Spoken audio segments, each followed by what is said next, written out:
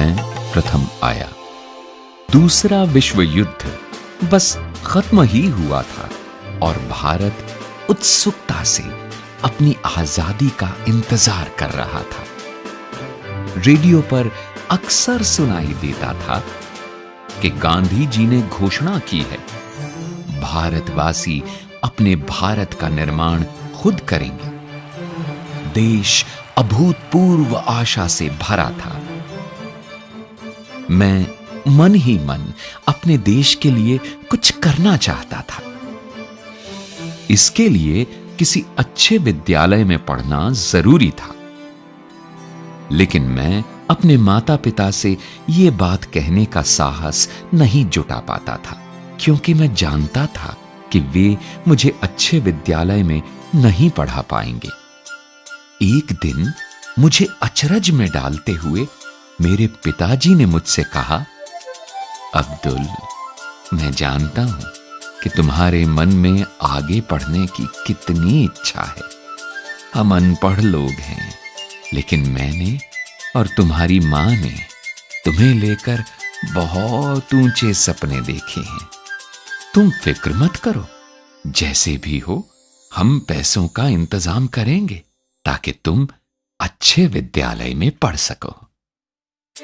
रामेश्वरम से दूर समुद्र पार चहल पहल भरे रामनाथपुरम शहर में था द श्वार्ट्ज स्कूल। मेरे भैया मुझे वहां ले गए और मेरा दाखिला करवा दिया। वो बहुत अच्छा विद्यालय था। उन दिनों आजकल की तरह बिजली के पंखे नहीं होते थे। मौसम गर्म और उमस भरा होता तो छात्रों को पेड़ों के नीचे बैठाकर पढ़ाया जाता। दूसरे विषय की कक्षा में जाने का मतलब होता था दौड़कर दूसरे पेड़ के नीचे जाना। एक दिन मैं जल्दी में गलत कक्षा में चला गया। वहां हमारे गणित के अध्यापक पढ़ा रहे थे। वे चश्मे में से मुझे घूरते हुए बोले, अगर तुम सही कक्षा नहीं ढूंढ सकते तो तुम इस विद्यालय में क्या कर रहे हो? तुम्हें तो अपने गांव लौट जाना चाहिए जहां से तुम आए हो। फिर उन्होंने मेरी गर्दन पकड़ी और पूरी कक्षा के सामने मुझे बेंत लगाए। मेरा दिल टूट गया। मुझे इस विद्यालय में भेजने के लिए मेरे परिवार ने बहुत त्याग किया था। कभी कभी मुझे घर की बहुत याद आती थी, लेकिन मैंने ठान लिया था कि मैं अपने परिवार का नाम जरूर रोशन करूंगा। उस दिन मैंने निश्चय कर लिया कि मैं सिर्फ अच्छा छात्र ही नहीं बनूंगा, बल्कि सबसे अच्छा छात्र बनूंगा। मैं दिन रात पढ़ाई में जुट गया।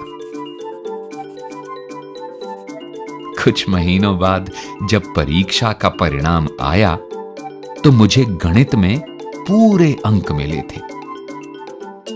मैं उत्साह से भर उठा। अगली सुबह प्रार्थना के बाद मुझे दंडित करने वाले गणित के अध्यापक जी खड़े हुए और मुस्कुराकर बोले, मैं जिसे भी बेंत लगाता हूं वह महान बन जाता है। उनकी बात सुनकर सब लोग हंसने लगे। फिर अध्यापक जी ने पूरी बात बताई और मेरी ओर इशारा करते हुए बोले, मेरी बात याद रखना, एक दिन ये लड़का इस विद्यालय और अध्यापकों का मान जरूर बढ़ाएगा। अध्यापक जी की बात सुनकर मैं पहले हुए अपने अपमान की कड़वाहट भूल गया।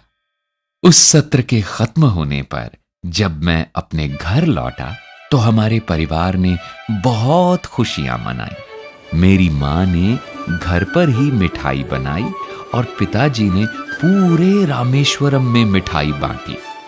और उस दिन मुझे लगा कि मैं भी किसी लायक हूं। लेकिन अभी बहुत कुछ पाना बाकी था।